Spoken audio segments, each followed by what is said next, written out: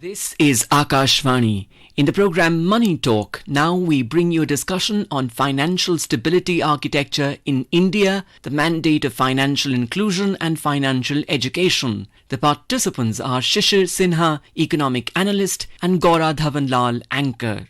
Hello and welcome to our program. Financial stability architecture in India, the mandate of financial inclusion and financial education. Very important topic, relevant to all of us, irrespective of our age group or demographic. And today, this is the conversation we're going to have on this topic. Please join me in welcoming economic analyst Shishir Sinha. Shishir, welcome to the program.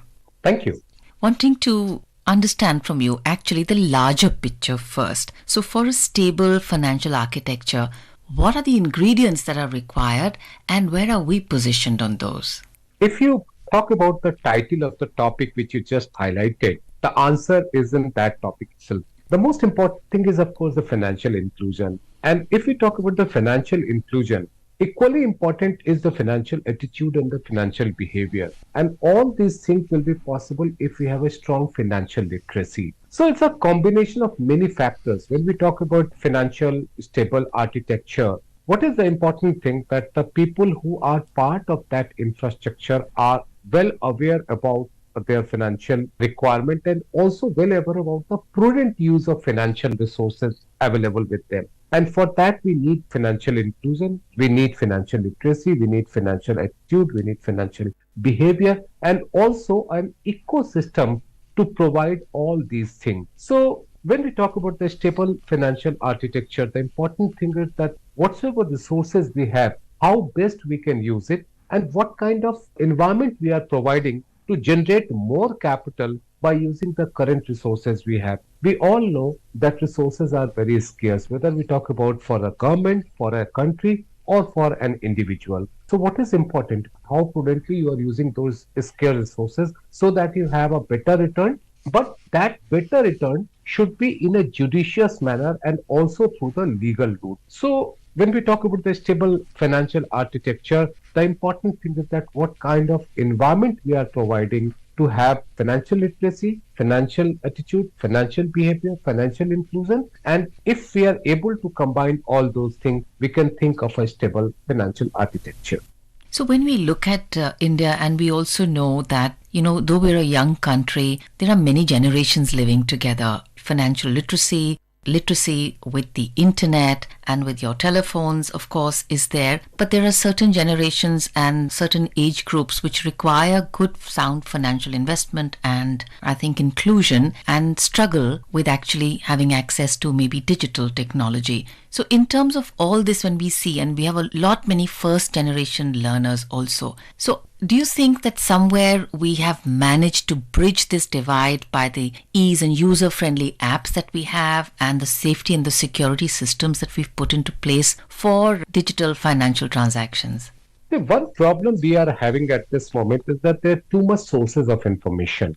And since the financial literacy in India, unfortunately, it is low. We all know that the percentage of financial literacy is not more than 30%. When you have so much information available, the most difficult and the most challenging part is to find the right source at the right time, and also which are certified as well as giving you a secured access to a financial system. Now, the problem is that when you have too many sources of information, it is very difficult to find which one is the more reliable.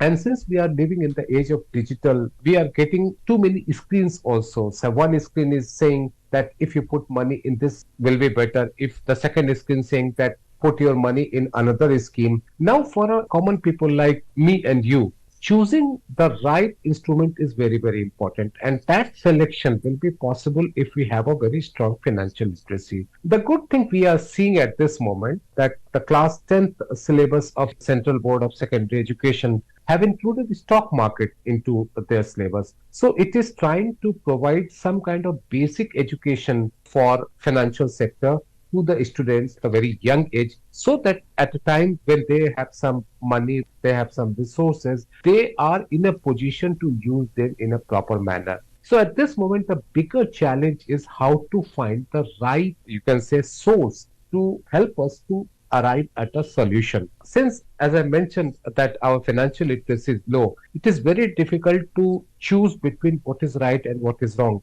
And that is why we have some schemes which are offering you returns which are unrealistic one, and people get strapped into that. I just want to quote what the former chairman of Security Exchange Board of India used to say, that we know how many chapatis we have to eat. We do not know how much profit we have to earn, how much money we have to earn. We do not have any kind of capping for that. We have capping for chapatis, but not for the money or the profit. And that is something which always prompts people to go for some schemes, go for some instruments which are giving very, very unrealistic return. And there is the need of utmost care to choose that instrument which is giving return according to the market. And there is a role of the financial literacy is important. So what I understand that inclusion of stock market in class 10 syllabus, and then we have some more inclusion at the class 12 level and also at the graduation level in the overall curriculum, that is going to help the young people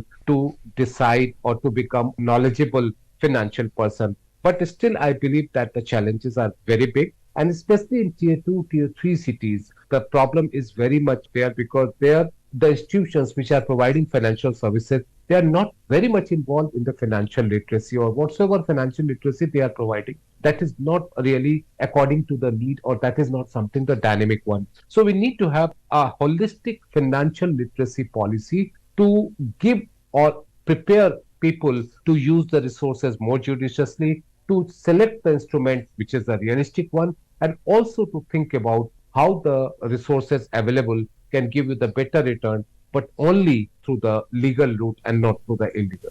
I think what you're saying, Shishir, here is very powerful, because I think when people reach the age of retirement or close to that, A, that's the time they do have some money to invest. B, our social security systems are not that robust to provide a certain basic amount for everybody. So it's the money saved which is then invested wisely. And it's wisely is where you're saying that, okay, all that glitters is not gold.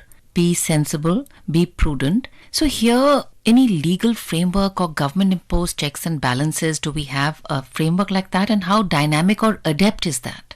One issue is that there is a legal mechanism to provide all kind of assistance. The real problem is the greed. We do not think twice before putting money in a scheme which is giving return much higher than what the banks or what the government institutions are providing. So at this moment, the real problem is the timing of the investment and also the method of the investment. As I told you that there are institutions who are providing you financial instrument, but they are not providing you the financial literacy. The second issue is that many times people do not understand that at what time they should start investing money. So sometimes they say, okay, we will invest money at the age of 30. Sometimes they will say, we will start investing at 35. In my opinion, that if you start putting money in various instruments at the initial age, at the initial stages of your, say, career, whenever you have started your job, that is also going to help you a lot to secure your future.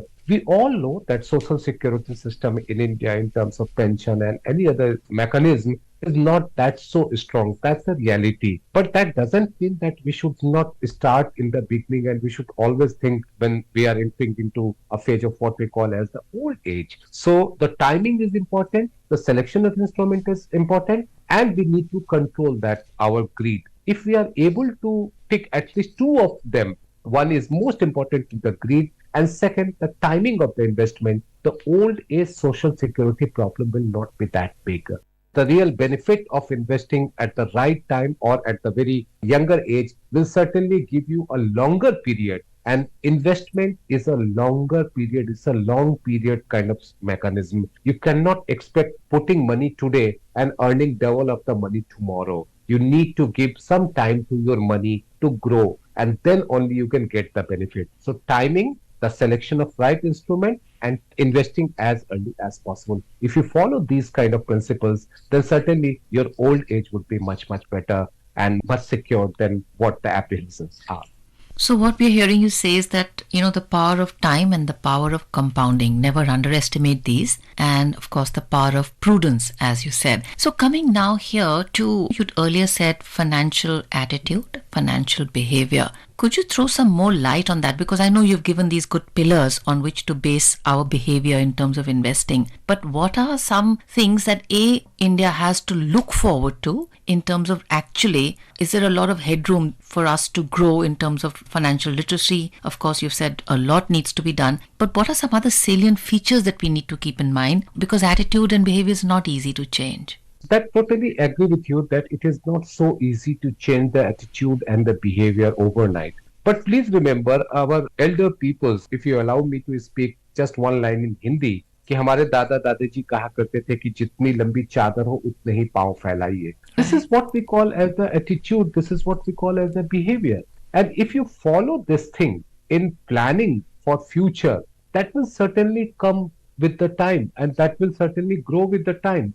The real problem is that we always think that the resources are there and it will be there. But please remember, resources will not be there for a longer time if you are not using it properly, if you are not using it judiciously. So financial attitude and behavior cannot be changed overnight, but it can be changed over a period of time with a proper planning. If you want to invest in stock market, try to learn the nuances of stock market. If you want to go to the mutual fund, try to learn the basics of mutual fund. So learning is very, very critical for investing or for financial planning. And that is not very difficult. That's not very challenging. The only thing is that you should have the interest in that planning, interest in learning those things. Then only you will be able to use those resources very, very judiciously and very, very prudently. And also you can use your financial behavior and attitude over a period of time. I mean, it may not be, say, 20 years or 15 years or 10 years. You can do it 1 year or 2 year time, but all it needs proper planning, proper learning, proper reading, and try to understand the instrument before putting money into that. If you follow these principles, certainly the financial attitude and behavior are possible in a, say, short to medium run. The other thing is that you need to allocate, reallocate, prioritize, and reprioritize resources. If you follow these things according to the need of various age bracket and various requirement of your family, of your own, then you can easily get best return out of your resources. So all these things, we know how to achieve that. The only problem is that we are not able to do that because of some issues here and there, and sometimes because of our, what we call as, I'm using a very crude word, laziness. So we need to leave the laziness in financial planning. Then only our financial attitude will be much better. Our financial behavior will be much better. So just quickly wanting to understand from you that schemes have come in because financial stability, financial inclusion has been a priority of the government. So anything which has actually really caught on and made great strides in the country in the past few years? Take the example of Pradhan Mantri Jan Dhan Yojana. We have almost 50 crore plus accounts. Majority of accounts are held by women. If you take the average balance, it is something 4,000 rupees. The total balance 2 lakh crore rupees. So if this kind of a scheme can be popular in a country where the financial literacy is low, and especially in tier 2 cities or in rural area, then there is a huge potential for developing sense of what we call as the financial literacy. It is possible. The only thing is, what we need is that if the government is providing a mechanism, we need to read that mechanism. We need to learn that mechanism. We need to understand the nuances of that mechanism. Then we will be financially literate. And as soon as we become the financially literate, our behavior and attitude towards the resources will also change. Shishir Sinha, thank you so much for joining us on our program. It was educative indeed. Thank you. Thank you. You were listening to a discussion on financial stability architecture in India, the mandate of financial inclusion and financial education. The participants were Shishir Sinha, economic analyst, and Dhawan, anchor. This program was produced and presented by the News Services Division of Akashvani. You can listen to it on our mobile app, News on AIR. This program is also available on our YouTube channel, News on AIR Official. You may share your feedback about this program through email at airnsdtalks@gmail.com or WhatsApp on 9289094044.